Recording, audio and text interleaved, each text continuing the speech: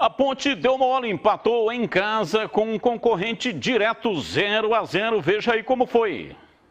Contra o Vitória, no Moisés Lucarelli, a Ponte tinha a chance de praticamente garantir a permanência na Série B do Campeonato Brasileiro. Mas mesmo com apoio de 3.000 torcedores, a equipe de Gilson Kleina não conseguiu apresentar um bom futebol na primeira etapa. Tanto que foi o Vitória que chegou mais perto de abrir o placar. Isso só não aconteceu porque Ivan estava numa tarde inspirada. Na primeira, o camisa 1 precisou do reflexo para salvar a macaca. E na reta final, foi com os pés que Ivan defendeu o chute de Roberto e fez com que o primeiro tempo terminasse tudo igual. O único lance de perigo da macaca foi nessa cabeçada de Moisés ainda no começo da partida. Para o segundo tempo, Kleina colocou o Fecim no lugar de Matheus Anjos e a Ponte até que melhorou. Aos 6 minutos, Rafael Santos obrigou Lucas Arcanjo a fazer boa defesa. Mas do outro lado, o Vitória também seguia incomodando. Fernando Neto arriscou de longe e mais uma vez Ivan apareceu para impedir o primeiro gol dos visitantes. Depois disso, o jogo ficou truncado e as oportunidades se tornaram mais raras. Lucas Cândido, aos 38, passou muito perto. 4 minutos mais tarde, foi a vez de Rodrigão ver Lucas Arcanjo salvar o que seria o primeiro da macaca. E se na segunda etapa faltaram gols, o que sobrou foi cartões amarelos. Pelo lado da Ponte foram 3, sendo 2 por simulação dentro da área. Já a equipe baiana acumulou 4 advertências nos últimos 45 minutos. Final de jogo no Majestoso, Ponte Preta 0, Vitória também 0. O resultado não melhora em nada a situação das duas equipes no campeonato. As coisas não aconteceram, então nós também não tivemos assim um bom jogo no desempenho técnico, não fizemos o jogo que nós íamos fazendo, porém eu entendo que nós tentamos, né? Se é uma equipe que tentou fazer as mexidas, tentar fazer com que a equipe chegasse no gol adversário, era a equipe da Ponte Preta, porque a proposta era bem definida, tanto é que no intervalo nós mantivemos esse foco. Intervalo. Vamos analisar a Ponte. Júlio Nascimento, eu começo com você. O que é que você escreveu deste jogo lá no portal carlosbatista.com.br? Pois é, né, Batistão? Ainda repercutindo, inclusive, essa entrevista do Gilson Kleina. Em um momento ele fala sobre a ansiedade da Ponte em jogar com a torcida no Majestoso. Os jogadores estão já ansiosos em dar esse resultado positivo, né? A Ponte tem 2 jogos dentro de casa com 2 resultados negativos. Uma derrota para o Náutico e um empate contra o Vitória num confronto direto, né? O comportamento do time não tem sido bom. Alguns jogadores ali ansiosos. E agora, para o compromisso contra o Goiás, o Kleina não conta com o Moisés, que, mesmo não vivendo um bom momento, é o protagonista na temporada, né? É o jogador que mais participou dos gols da Ponte em 2021, mas tem a volta do Leonaldi. Estou curioso para saber como o Kleina vai montar esse time contra o Goiás. Já dando aqui um spoiler, né, sobre esse jogo de amanhã, o Goiás ainda não definiu seu novo comandante. Marcelo Cabo foi embora, o time está brigando por G4. Mas veja você, Batistão, como são as coisas no futebol brasileiro. Marcelo Cabo foi demitido, o Goiás está com um técnico interino, mesmo brigando por acesso. Bom, Tigrão, você comentou o jogo pela Rádio Bandeirantes. Não é o momento de declínio, mas a Ponte, 2 jogos, né? Uma derrota e um empate em casa, 6 pontos, apenas 1. Curiosamente, depois que a torcida voltou para o estádio, a Ponte não conseguiu vencer mais. Curiosamente, mas a torcida fez a parte dela, não pode jamais ser responsabilizada. Quem tem que ser responsabilizado são os jogadores dentro de campo. A opção do Kleina pelo Matheus Anjos, no lugar do Leonaldi, não deu certo. O jogador entrou muito lento, apático, demonstrando completa falta de ritmo. E o Vitória foi melhor do que a Ponte no primeiro tempo e poderia ter saído com pelo menos uma vitória mínima de 1-0. Segundo tempo, com a entrada do Fecim, em lugar do próprio Matheus Anjos, a Ponte ganhou um pouquinho mais de velocidade, um pouquinho mais de contundência. O primeiro tempo teve só essa chance aí. E aí encurralou, mas sem incomodar, né? Ela empurrou o Vitória para o seu campo, mas ela não criou. Teve essa chance, teve uma cabeçada do Rodrigão no último minuto e nada mais. Então, ligeiramente superior no segundo tempo, a Ponte melhora o Vitória no primeiro e um 0-0 que ficou com a cara do jogo. 2 times ameaçadíssimos, o Vitória na zona e a Ponte em vias de entrar e um com medo do outro. Ninguém quis se expor. E a Ponte, essa é a principal chance da Ponte na partida, mas o Rodrigão pegou fraco. De cabeça, mais uma boa ação do Rafael Santos, que foi um dos poucos que se salvaram. Time macambúzio, surumbático, indolente, preguiçoso, pernas pesadas e pipocando para a torcida.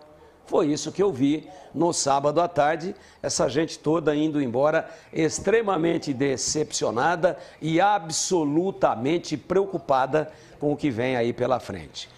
Eu fiquei muito decepcionado e ainda mais preocupado, porque a Ponte vinha, por exemplo, contra o Náutico, perdeu, mas jogou bem. Falhou na defesa, é verdade, mas criou, fez 2 gols. Agora, nesse jogo, não. O time se mostrou realmente sem poder de reação e não conseguiu se impor mesmo jogando dentro de casa e com a sua torcida a favor. Tem que somar, de qualquer maneira, pelo menos 1 ponto amanhã, à noite, 9h30 da noite, contra o Goiás, lá na Serrinha, em Goiânia. Vamos lá, o CH, sua análise também, né? A torcida que poderia ser um handicap, a Ponte, não sei o que é que aconteceu, não sei se também tem aí, desacostumou, né, a jogar com a torcida, pode ser aí um nervosismo, não sei se é isso, mas a Ponte desperdiçou 2 grandes oportunidades para se livrar desse incômodo que é a zona do rebaixamento. Para mim não tem relação à torcida, eu não acho que ela atrapalhou não, pelo contrário. Eu acho que o time tem limitação, no momento de jogo equilibrado essas limitações elas transparecem mais. A Ponte, a gente já comentou aqui uma centena de vezes que ela tem limitações gravíssimas, ela não tem banco de reservas, ela tem problemas, ela tem uma individualidade muito questionável, ela dependia muito do Moisés e o Moisés não está jogando nada. E o desfalque no meio campo, acreditem, um menino não jogou, mas ele fez muita falta. Que entrou no lugar dele, que foi o Anjos, que valeu pela tentativa, mas não acrescentou, pelo contrário. O time, num todo, né, para ser justo, o desempenho do time foi um jogo muito amarrado, né, Batista? 2 times, o Tigrão disse exatamente o que eu penso, os 2 times, um com medo do outro, um respeitando muito o outro, e vai ser assim até o final do campeonato, pelo equilíbrio da competição. Não tem super time. E lá embaixo tem times competitivos também, como é o caso do Vitória e da Ponte.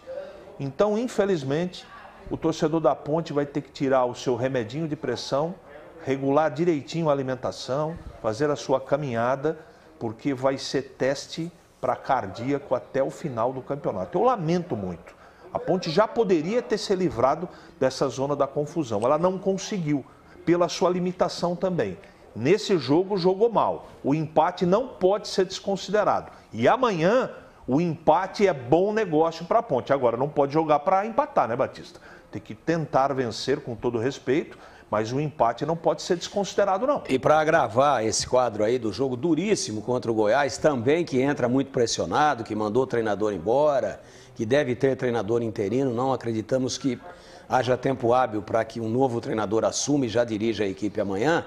Mas para agravar esse quadro, Moisés está fora, tá, Batista? Tomou o 3º cartão amarelo, bobamente, exatamente nesse lance que a nossa edição mostrou agora aí, onde ele claramente tenta jogar a torcida. Esse lance aí, ó. Tenta jogar a torcida contra a arbitragem, faz uma simulação muito mal simulada, muito mal teatralizada e toma esse cartão amarelo bobo, que tira o jogador da partida. E aí mais uma, esse é o Iago, outra simulação, só que esse não estava pendurado. Também por simulação, o Serafim meteu-lhe o amarelo nas fuças.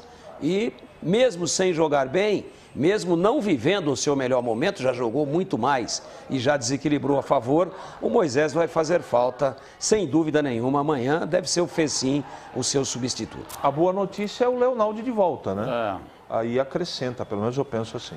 Olha, esse negócio de simulação tem que ter uma orientação, tem que partir do clube, sei lá, contratar aí um ex-árbitro para fazer uma palestra para os jogadores. Porque com o VAR não adianta esse tipo de subterfúgio. O jogador quer ser espertão.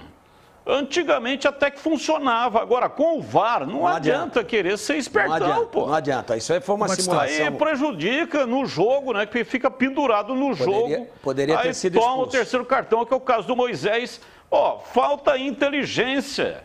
ou orientação, ou as duas coisas, entendeu?